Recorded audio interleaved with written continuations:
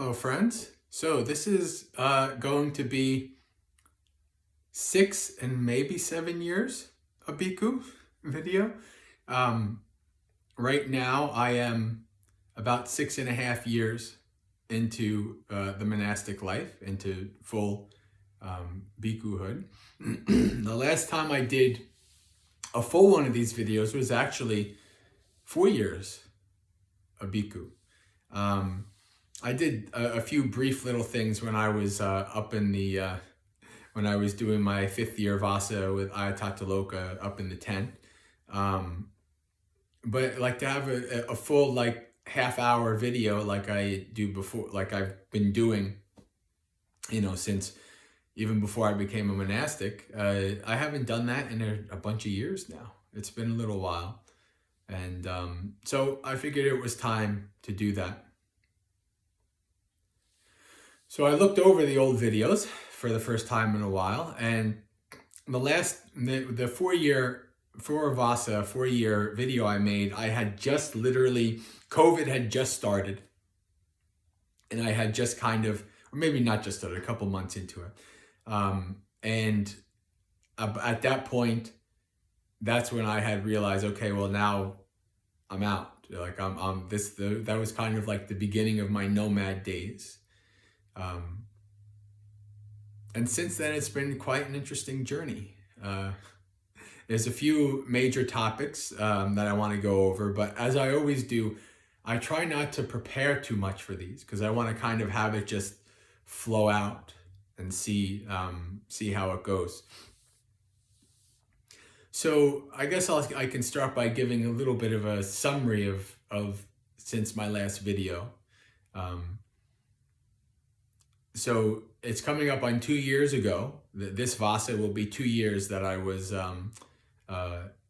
at the tent in Raven Mist Camp at the above the Hermitage grounds and Aranya Bodhi. It's been almost 2 years now, and in those 2 years, it's let's see, this 2001, 2022, yeah. In those 2 years, there's been some interesting experiences.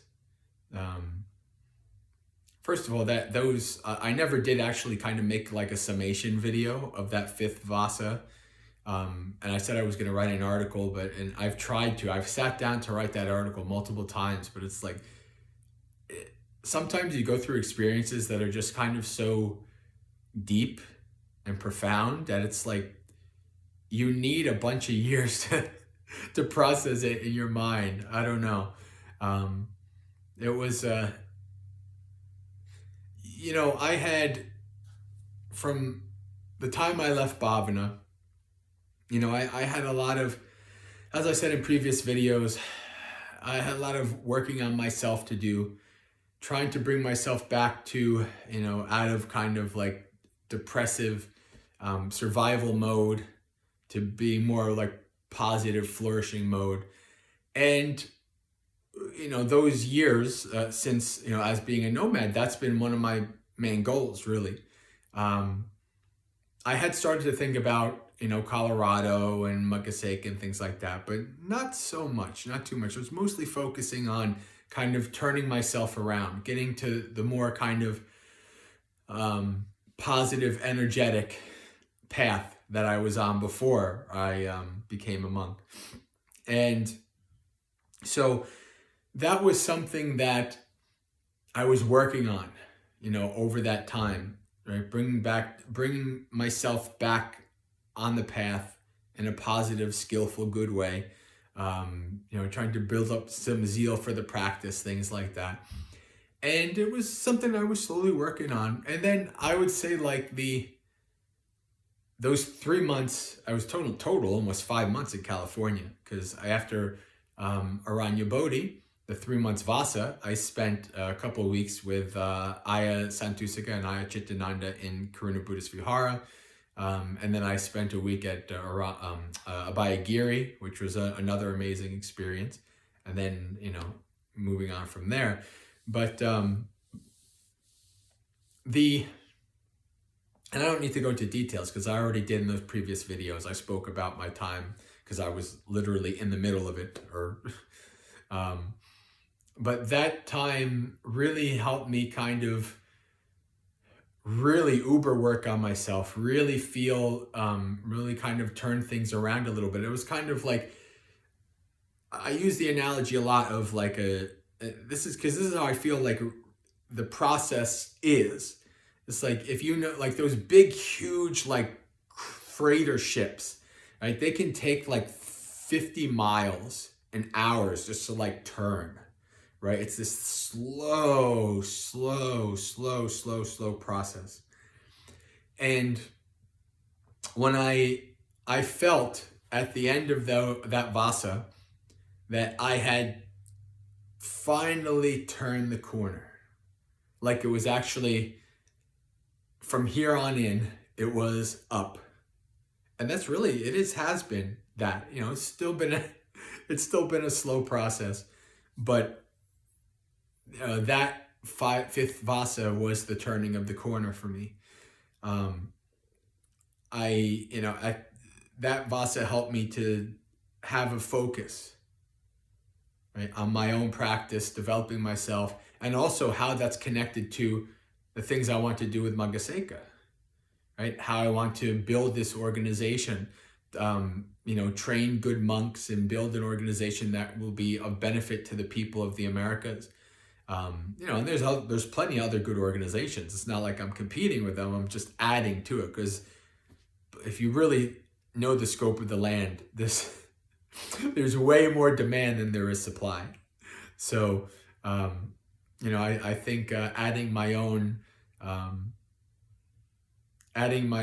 work into the mix is a good thing, and I encourage others to do the same who are inclined to do that. But so I think at the end of that fifth Vassa, even during it, really, I had this focus. It was like, okay, now what am I going to do? Like, how do I make Colorado work, right? And then I started just emailing every Buddhist, organization, whatever that I could find online. I started emailing, and I made contacts, and I started focusing, and then I made the connection of like, how kind of like Arthurian legends, like King Arthur, like in the Arthurian legends, like the land and the king are connected. Like if the land is not doing good, the king's not doing good, and vice versa. And a thought came to me, and says, well, planning and thinking about making this organization is great, but if I don't remember, if I lose track of that and forget about developing myself, then the organization's not going to be that great. Like this, so myself and Maggasekha and my own practice are kind of interconnected, right? They're like really connected in that way, and so this has kind of allowed me to have that focus of making sure that I'm developing myself, and that's what I'm doing, going to all these monasteries, and I just spent November in Australia, visiting and being with many senior monastics and things like that. And I'm still continuing to do that, and until I settle down, that's what I'm going to do. I'm going to Abhayagiri again in about a month and a half.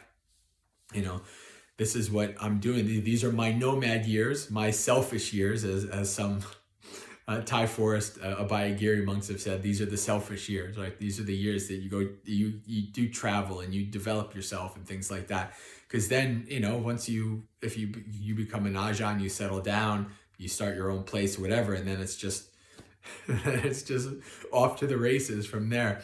So this is why I kind of view myself, I call myself a teenager these days, right? I'm not a baby monk anymore, right? I'm not a baby monk anymore, but I don't feel like a full adult monk. I still feel like there's plenty of things to learn, and I don't want to get too arrogant about what I know as a monk. I already did that as a teenager years ago. I don't feel like doing that again. But so these are like my teenage monastic years. I feel like a teenager. I'm a bit rebellious, trying different things, learning different things, bucking the system a little bit. These are the years that I'm in right now. And this is good. It's for my own development, right? It's so that I can develop and practice And so by the time that I am a senior monastic and people want to ordain under me, I feel sorry for them a little bit, but they're going to get a little bit of the Ajahn Chah treatment, I think. But anyway, like, these kind of things, so that I am fully developed as a monastic. Right? Like I always say, like, I know what it is to grow people, to build people, to lead, to build a community. I know I have all those skills. But what I'm missing is doing all of that within a monastic environment. And that's what I'm gaining now as I'm going to all these monasteries, meeting with all these senior ajahns, meeting with all the regular monastics, the non-senior monastics, right?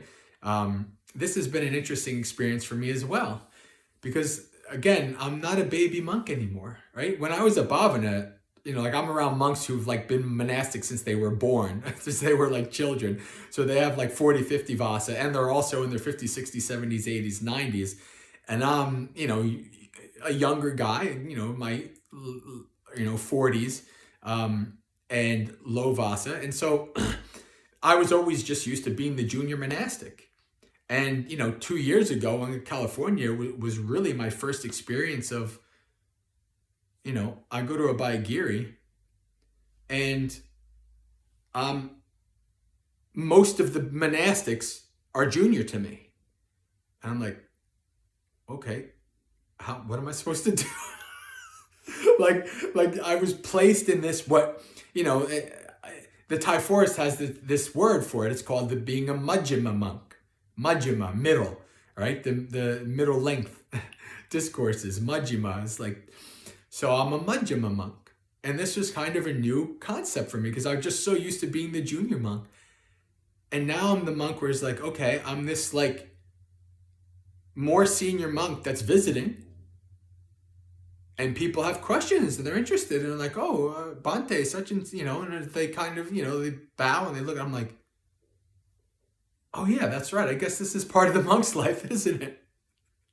So I'm so used to it. Even when I was at, when I was at Abhayagiri, there was, 1, 2, 3, 4 or 5 ajahns, and then 1 or 2 monks who were a year senior than me or so, and then me, and then the rest of the community.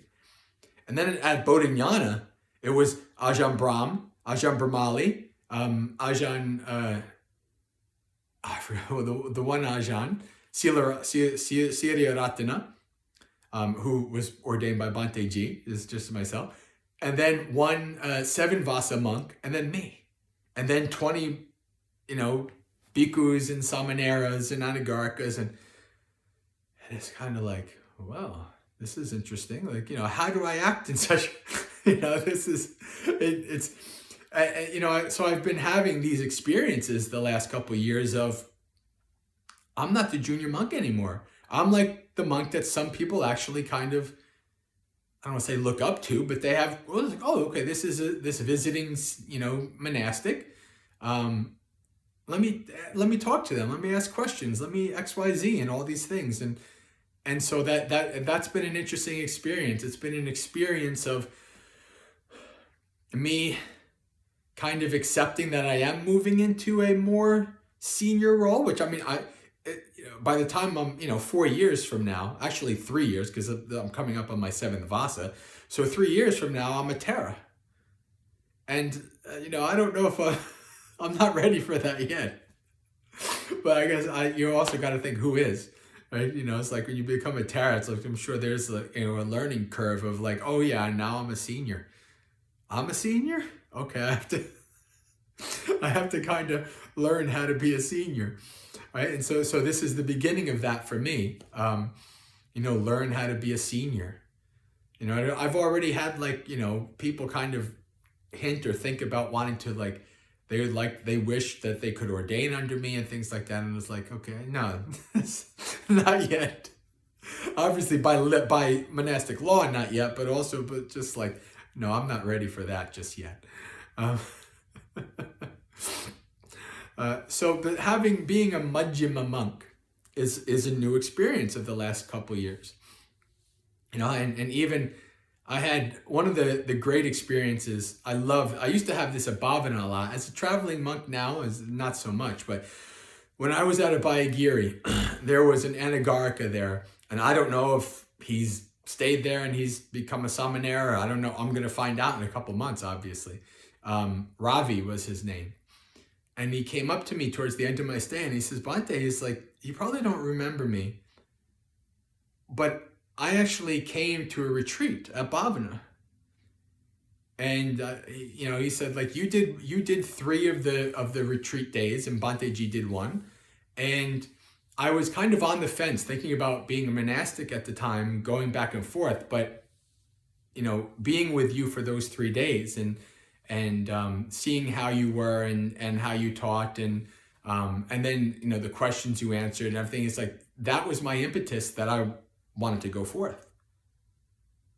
And here I am meeting this young guy as an Anagarika at Abhayagiri, and that felt like really good. It's like, yeah, I actually helped somebody. Now, again, as we know, those of you who've heard me talk, that I had nothing to do with it, right? It's just like I was doing what I was doing, and the causes and conditions were there that whatever I said and did impacted him, and then he moved forward. So this is how things are. You can't really, if you look at it deeply, you can't really take credit for these things.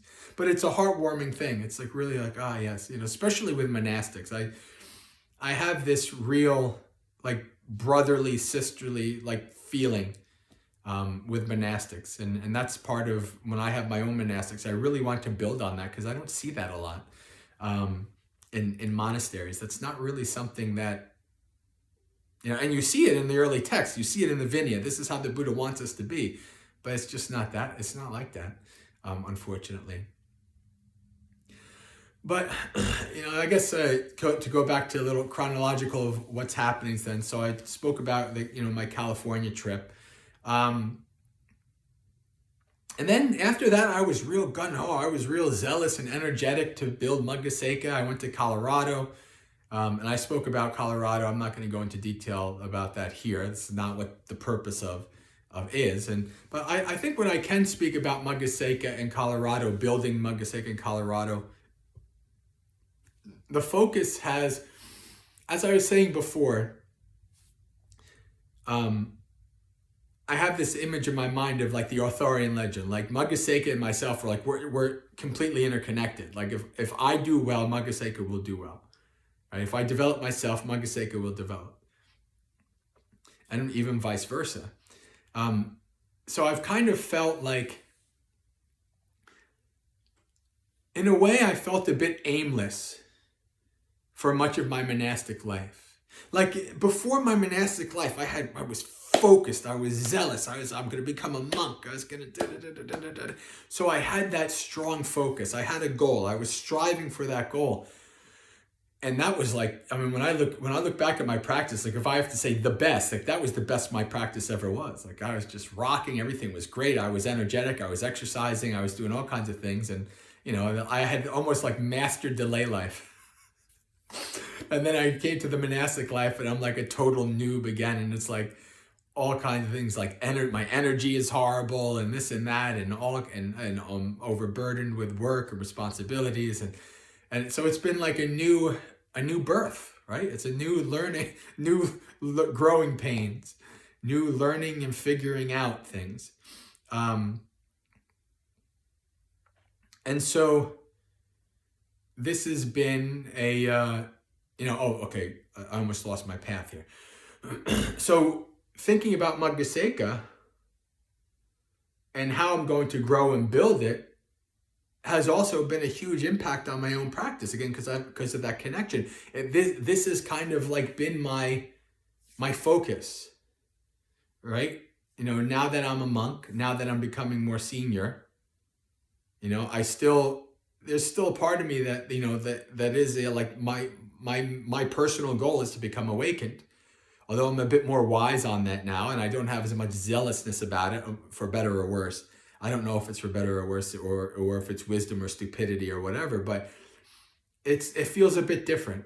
Like one of my insights that I realized was that I actually don't know if I'm going to become awakened in this life, because depending on past causes and conditions and karma and my practice in past lives, I could strive totally this life and still not become awakened, because it's just wasn't, I'm not there yet.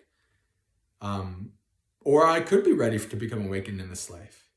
So I've kind of settled into this, I don't know if I'm going to be awakened or not, but that's still my goal. That's still where I'm going. And I know what I need to do. Noble Eightfold Path, Noble Eightfold Path, Noble Eightfold Path. So that's more my focus now, is Noble Eightfold Path. Not really focused on awakening, like not really. But that has also kind of hurt my, because you need a goal. You need something to strive towards. I've just seen that. If I don't have something to strive towards, then I could just kind of like lax in. This is why I need like a schedule. Like even if I'm in a place where there's really no schedule, it's totally open, I make my own schedule, because if I don't, I just don't, my goals are just not met. I don't have a guide. I don't have a thing. So Maggasekha has kind of like been that like impetus for my zealousness to come back. And, is this fully 100% wise? Is this, I don't know. But I think it's okay for now. I think this is good. And this is why I also remind myself, I have this, this paper, this aspirational thing that I say every day, just to kind of keep myself on track and remind myself. And one of the things that I remind myself is, even if Colorado doesn't work, even if Maggasekha doesn't work out, then what I've done to develop myself with that in mind will be of benefit to myself and others anywhere. And so it's not about being too attached to it. I'm not really attached to Maggasekha. Like, if Maggasekha doesn't work out and I just end up going into a cave, for the rest of my life, I guess I would go through some growing pains with that. I would feel kind of sad, because there is that part of me that wants to share and grow the Dharma. But if, eventually I'd get used to it, and then the part of me that just wants to be alone by myself in a cave would be like, all right, it's all us. Let's just go, So I don't know. So yeah, that's something that I've been thinking about in terms of, needing that goal, and that is my goal, right? The goal is, my own personal goal is awakening, and the other goal is to help, share the Dhamma and grow the Dhamma in the Americas, and by building Maggasekha. And this has kind of always been part of my path. It's like, I think about back, when Bhanteji, I just become a Samanera, and Bhanteji literally, I was not even a Samanera a month, and I taught at my first Bhavana retreat. And I was kind of like, what's going on? I was like, I don't know if I should be doing this and this and this and this.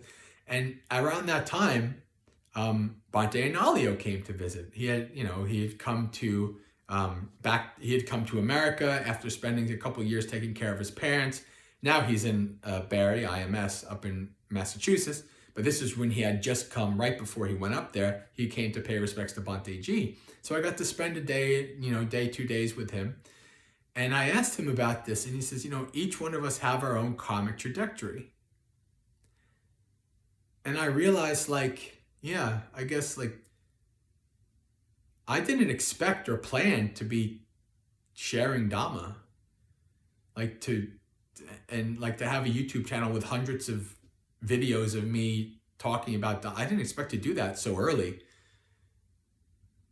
It was kind of forced upon me. And it's kind of like, well, there's this inkling. So like, I fully accepted that sharing the Dhamma is part of my path. It's part of my karmic trajectory, right?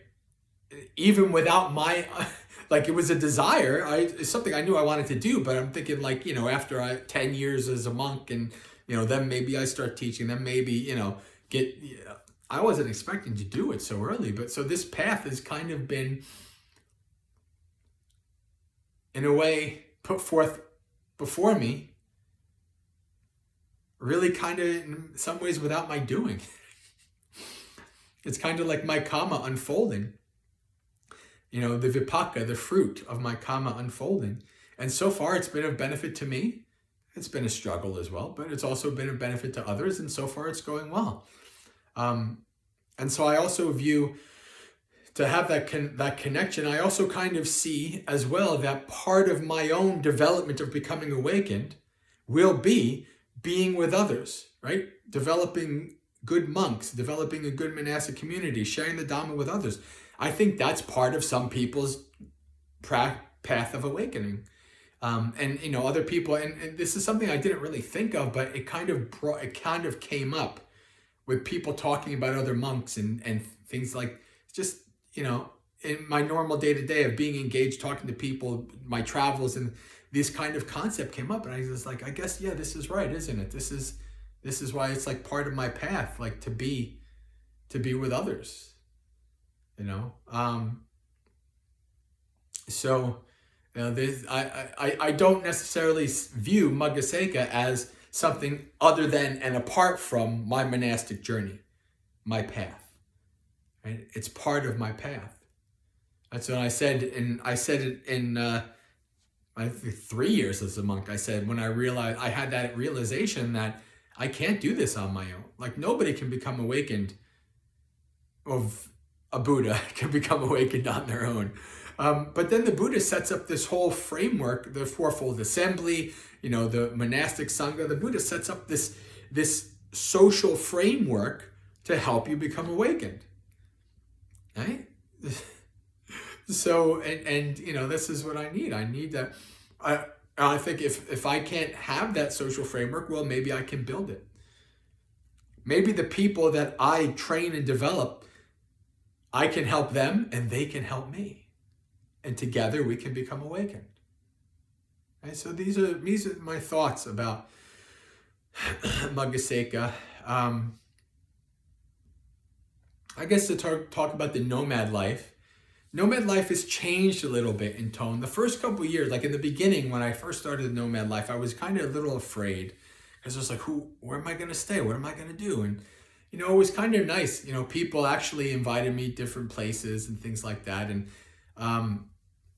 for the first couple of years, I kind of had a set number of places that I stayed in.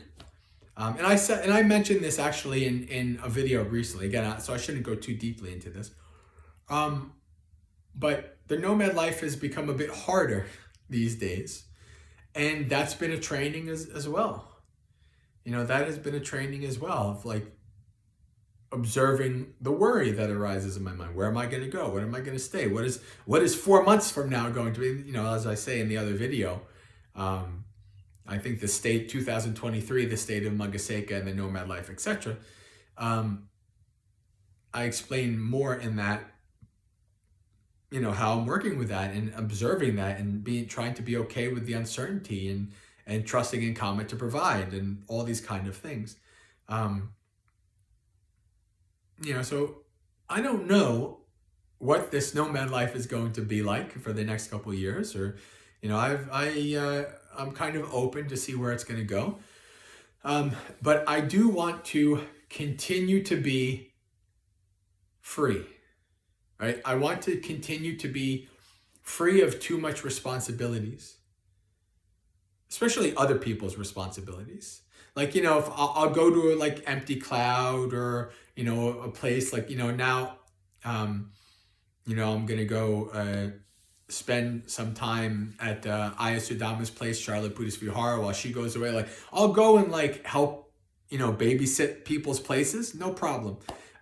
If you want me to come to your monastery for a month while you go away or a couple of weeks or whatever, and you want a monastic to be there, I'll do it, no problem. But it's short time. It's like the grandparents who get to play with the kids and give it back to the parents, right? I'll take on some responsibility for a temporary short period, and then I'm free, right? But right now, I want to continue with that freedom. Because that's going to be the freedom for me to travel, the freedom to develop. I mean, I was invited to spend 3 months in Australia, there's the Sri Lankan community that I was at and things like that. I don't know if I'm going to do it. A, because it's all the way in Australia, and B, because it's 3 months of Sri Lankan food. I don't know if I can handle it. But that is an offer I should still consider.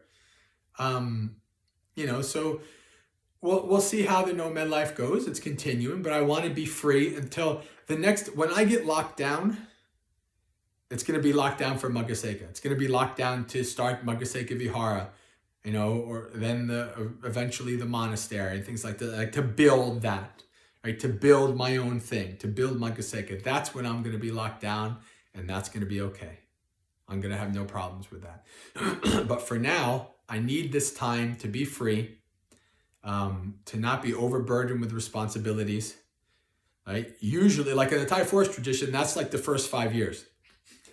Like, not a lot of responsibilities. You just got to do your basic, taking care of the senior monks and do your training there. And then you progressively get more responsibility. For me, it was like the first 5 years was like a crazy amount of responsibility. And now I'm living that carefree teenage life, right?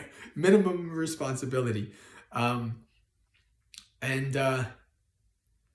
So that's what I want to do. I want to make sure that, I'm still free, but that freedom comes at a cost. Like, it's like everything comes at a cost. There's always trade-offs. Life is about trade-offs. And so, sometimes if I have to be less free to have a place to stay, maybe I have to do that. I don't know. It's one of those things that I'm going back and forth on.